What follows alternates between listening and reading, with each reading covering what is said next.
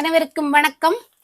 தமிழே, உன்னை பேசியதால் சிறை கொள்ளலாம், ஆனால் தமிழே, உன்னை பேசியவரை சிறை வைக்க முடியாதல்ல. நாம் புலம்பெயர்ந்து விட்டோம் இல்ல பலராய் என்று சொல்லிக்கொண்டு எல்லோரும் நிலைமையாருங்கன்னு சொல்லிக்கொண்டு இன்றைக்கு நாங்கள் அடுத்த எழுத்து இப்ப நீங்கள் இலகுவாக பிள்ளைகளுக்கு படிப்பீங்கோ. இந்த லானா நாங்கள் படிச்ச நாங்கள் ஏற்கனவே சரியோ.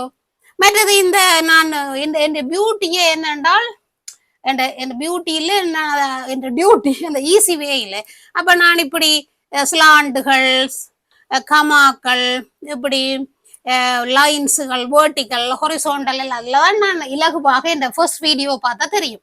அப்ப அந்த வகையில இது படிச்சுட்டாங்க ஏற்கனவே. இப்போ நாங்கள் இந்த டபுள் ஜூ மாதிரி இப்போ பேருக்கு இந்த டபுள் ஜூ மாதிரி இதை வச்சு நாங்கள் இதை படித்தோம் நாங்கள். அப்போ இதில் ஒரு எடுத்து டபுள் ஜூ லெட்டர் ஏனென்றா இலகுவாக ஆங்கிலம் தெரியும் எல்லாருக்கும். அதை வச்சு அதில் வளைவண்ட யானா அதை நாங்கள் ஏற்கனவே படித்தோம் நாங்கள். அப்போ இந்த யானாவை வச்சு கொண்டு நாங்கள் ஏற்கனவே லானா படித்தோம் நாங்கள். என்ன கொம்புளவு லானா. அப்போ இந்த ரெண்டும் சேர்ந்ததான ஒரு லெட்டர் வரப்போகுதுண்டா பிள்ளைகள் இலகுவாக அதை ரெகக்னைஸ் பண்ணிவினோம், அதை அடையாளம் கண்டு கொள்ளுவினோம். அப்போ இப்போ அதுதான் ஐயன்னா, உயிரெழுத்து ஐயன்னா. இந்த ஐயனா எல்லாம் நான் முந்தி எழுத மாட்டேன். உங்களோட மம்மி போய் அந்த மண் குசுனி கொண்டு இருக்குது பின்னுக்கு இறக்கிற தாவாரத்தில் அதில் கையில் தேய்க்கிறது என்ன அப்படி ஐயன்னா எனக்கு இப்பயும் அது நிற்க சந்தோஷமாக இருக்குது.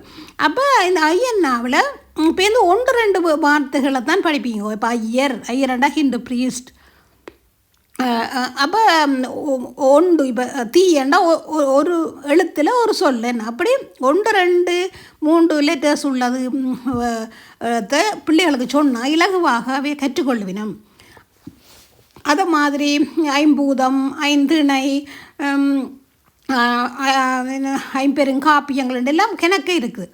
ஆனால் நாங்கள் அந்த இலகுவான வார்த்தைகளை இப்போ ஐவர் 5 பேரை குடிக்கலாம் அல்லது 5 நம்பர் இலக்கம் அவ்வகையானதை நீங்கள் கொடுத்தீங்களென்றால் பிள்ளைகள் இலகுவாக ஞாபகம் கொள்வினம்.